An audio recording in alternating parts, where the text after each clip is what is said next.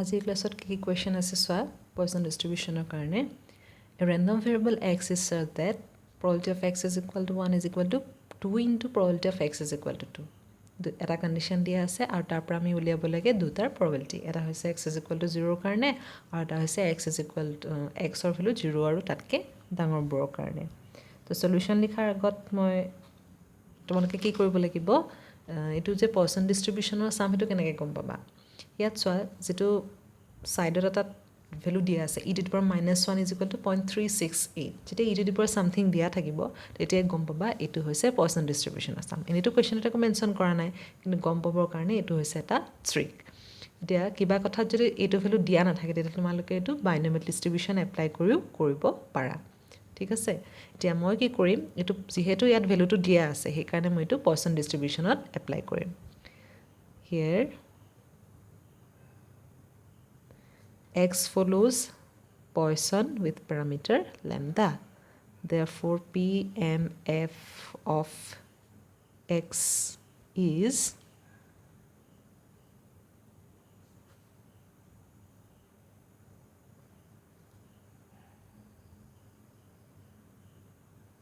zero pra goi thakibo given ite condition to likha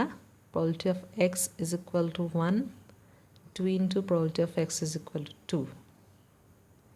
x or value ever 1 or ever 2 put koriba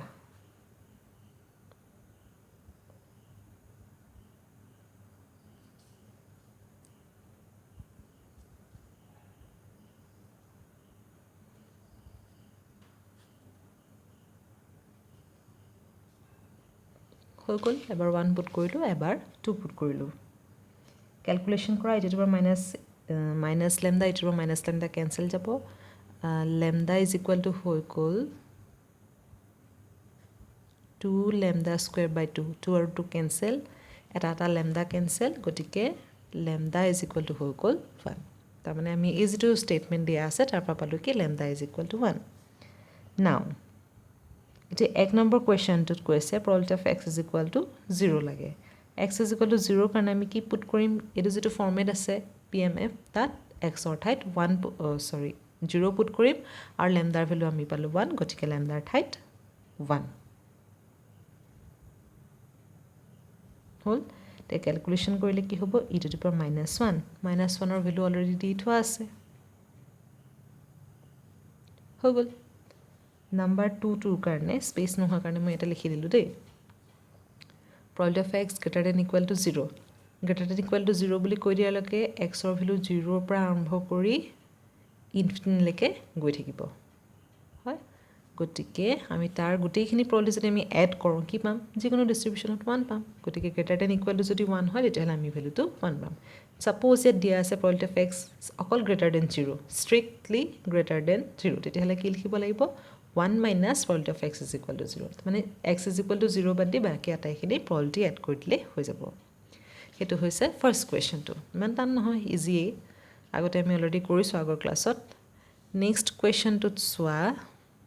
এটো হৈছে applied problem from a population consisting of defective and non-defective items এটা population কি আছে defective item কিছুমান আছে আৰু non-defective item কিছুমান আছে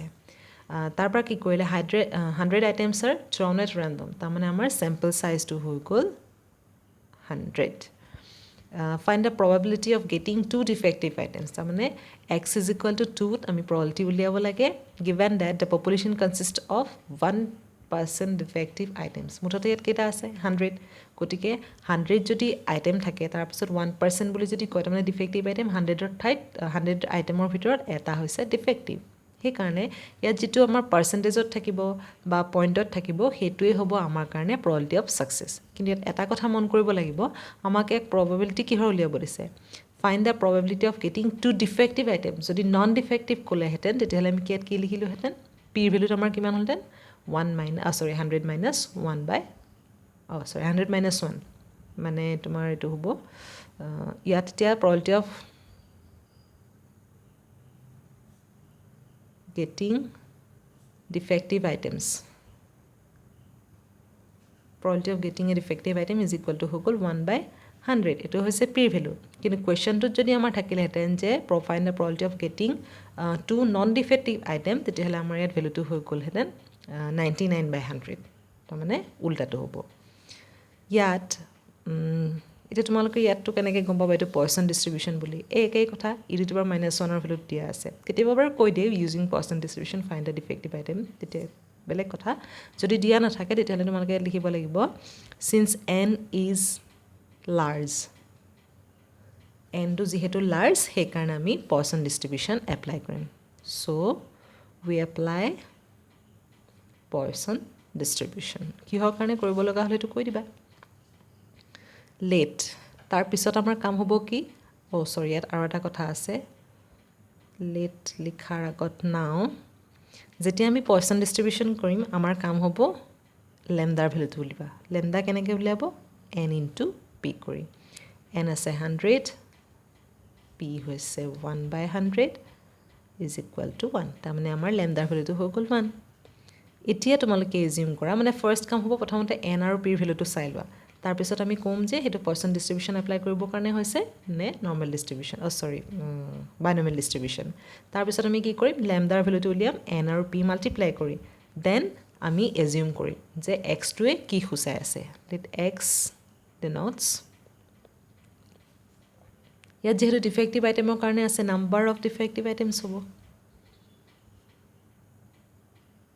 হল নাম্বাৰ অফ ডিফেক্টিভ আইটেমছ পুৰাকে লিখিবা therefore p m f of x is এতিয়া x or pmf to কি হ'ব e⁻ lambda lambdaৰ ভ্যালু হৈছে 1 to the power x divided by x factorial x or value হ'ব 0 পৰা 100 লৈকে 100 লিখিব লাগিব তাৰ পিছত এতিয়া তোমালোকক উলিয়াব কি দিছে find the probability of getting two defective items therefore probability of getting two defective items is equal to probability of x is equal to 2 তাৰমানে আমাৰ যেটো ডিস্ট্ৰিবিউশন আছে বা ফৰমেট আছে সেই ফৰমেটটোত x is equal to 2 put কৰিম e⁻1 1 to the power 2 divided by 2 factorial e⁻1 ইয়াত ভ্যালুটো দিয়া আছে এটো পুট কৰা 0.368 into 1/2 তাৰমানে কিমান হ'ব 0.184 গতিকে এইটোৱে হৈছে ৰিকোয়াৰ্ড প্ৰবাবিলিটিটো যেতিয়া এপ্লাইড প্ৰবলেম থাকে খালি মন কৰিবা হেতুৱে যে আমি প্ৰথমতে n তাৰপিছত p তাৰপিছত n কিহৰ কাৰণে আমি পয়সন ডিস্ট্ৰিবিউশন এপ্লাই কৰিলো হেতু দেন লেমডা দেন x অৰ অ্যাজাম্পশন তাৰপিছত আমি pmf বহাম তাৰপিছতহে মেইন পাৰ্টটো কৰিম হল গতিকে এইটো হৈছে পয়সন ডিস্ট্ৰিবিউশনৰ এপ্লাইড প্ৰবলেম এটা নেক্সট এটা আছে write down the standard deviation of the following distribution এটা ডিস্ট্ৰিবিউশন দিয়া আছে এটা ফৰমেট দিয়া আছে বা pmf দিয়া আছে এই pmf টোৰ পৰা আমি কি কৰিব লাগিব ফাৰ্স্ট চাই ল'ব লাগিব যে ইয়াত লেমডাৰ ভ্যালু কিমান গতিকে ফাৰ্স্ট এটা 1 marked question here lambda is equal to কি হ'ব 4 lambda মানে কি mean গতিকে এটো সাইডত mean বুলি ব্র্যাকেটত লিখিলে হ'ব বা ইকুয়াল দি পেলাই লিখিলেও হৈ যাব now therefore standard deviation will be √lambda কাৰণ আমি জানো যেটো মানে এটা নৰমাল পয়সন ডিস্ট্ৰিবিউশনত কি হয় মিন আৰু ভেৰিয়েন্সটো সদায় একেই থাকে সেই কাৰণে আমি যেহেতু ল্যামডাৰ ভ্যালু 4 পালো গতিকে তাৰ ভেৰিয়েন্সটো কি হৈ গ'ল 4 হ'ল আৰু তাৰ পৰা আমি যেটো স্ট্যান্ডাৰ্ড ডিভিশন পাম হেতু √lambda হ'ব মানে √4 is equal to 2 এটো হৈছে সেই ডিস্ট্ৰিবিউশনটো যেটো ডিস্ট্ৰিবিউশনৰ ফৰমেটটো আমাক দিয়া আছে সেই ডিস্ট্ৰিবিউশনটোৰ স্ট্যান্ডাৰ্ড ডিভিশন হল গতিকে আজি কাৰণে তিনটা কোৱেশ্চন ভালকে চোৱা যদি কিবা ডাউট থাকে মোক সুধিবা